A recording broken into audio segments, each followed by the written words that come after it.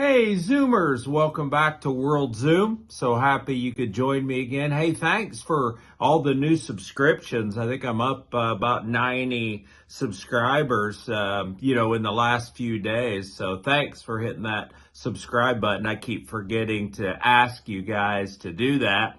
And thanks for all the views. For me, when I get in that 4,000 or 5,000 range for views, that's a pretty good number for me. So that's appreciated. Say, I wanted to do an update on Jen and Rogan, who is the widow of Mark and the son of Mark. Every man has a story. We know about his passing.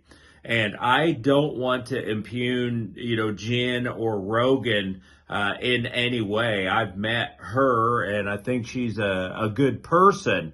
And certainly with her son, she's going to end up doing the best that she can. And she's resilient by necessity. But I took a huge black eye when I was critical a year or so ago when you talk about, a man in his 70s and a young Filipina, having a baby, especially with significant health concerns. And, he had a decent number of subscribers and supporters.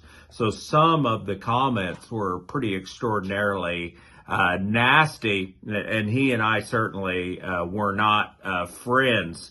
But it is just as I feared and just as I speculated, a bunch of other people did as well. That house was a rental. There was never any furniture in it. It's gone. I mean, she lost that almost immediately because he hadn't paid for anything, in advance. So that's gone. The car is gone. Was told that, he had paid for the whole thing and bought that. That is no more. And the money is also gone. So she continues to post, and I really think that's a great thing, using his channel. So she's giving periodic updates on Every Man Has a Story, which I think, his subscribers would like. I enjoy watching it, but we've seen this sad story unravel just as most people would have expected it to unravel when someone, doesn't do the things that he says he's going to do and prepare and take care of a family he had no business having. She's had to move back in with her mom and dad, also in Dumaguete. Last video had her, getting a tricycle and then moving bits and pieces, 3 or 4 different trips on the tricycle, moving into a room with her mom and dad. There is nothing wrong with being poor in the Philippines or anywhere for that matter. So, and she's resilient. I think she'll pop back and do okay with these videos.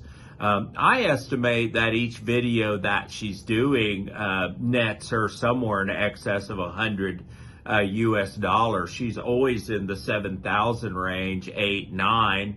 And if there's views of the previous, 4, 5, 600 videos, maybe more, I think it's more like 700 videos that he had done previously, there is residual income that would be coming in to her for those. And so that in and of itself, when your average Filipino is making somewhere around $2 US per day, not per hour, per day, she certainly will most probably be able to get by, in the 600 plus US dollars a month that she's getting from YouTube. But part of me is sad, you speculate that something like this could happen and probably would happen. She did a video of the room, but we know with her and her ingenuity, she'll fix that up. But it was bare concrete. It was all chipped, and, it wasn't quality concrete. They had laid vinyl or tile on it. It wasn't done properly, so they had to pull it up. But, it was extraordinarily dirty. It needed painted, but she has since painted it. I saw that. So she is doing these updates, and striving to her best ability to provide for her son. But I'll take a bit of a black eye for this, but, when the last couple of days I talked about Vitaly, a guy I have no idea, the Russian vlogger that's stealing security guards' caps, taking motorbikes, stealing a fan, belittling a Filipina elderly woman, and got himself in big trouble and is now in jail in the Philippines.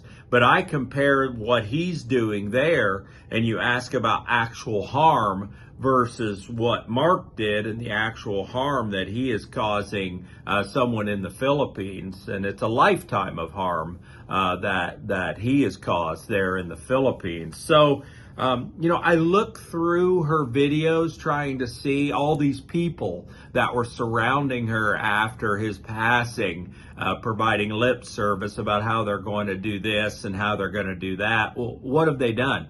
She's moving out in a tricycle and had to move all her clothes and all her belongings to her parents' home. I looked through the postings that she had. I didn't see a single super chat or any donations or any money. No one stepped forward to assist her to move from the big house that was being rented. And where's the car? What happened with the car? Did someone swipe that and take that from them? Was it not paid for? And so when the payments weren't made, did someone get it? So I think she's going to rebound and be just fine because she has a sister who has a relationship or maybe even married to a foreigner. Mom and dad seem nice, cute son, pretty intelligent. And she does have this channel to be able to fall back on. So I think the future is going to be pretty bright, but it could have been significantly more bright with just an ounce of planning, on his part before his passing. Now, he should be able to keep Rogan. I think Rogan and Jen will be absolutely fine. I think it's going to end up and be very positive for both of them. They'll both go on and have very productive lives. I certainly hope that's the case. So anyway, let me know what you guys think. I would love to hear your thoughts on the whole process. And anyway, from World Zoom, I'll see you guys next time. Take care. Bye.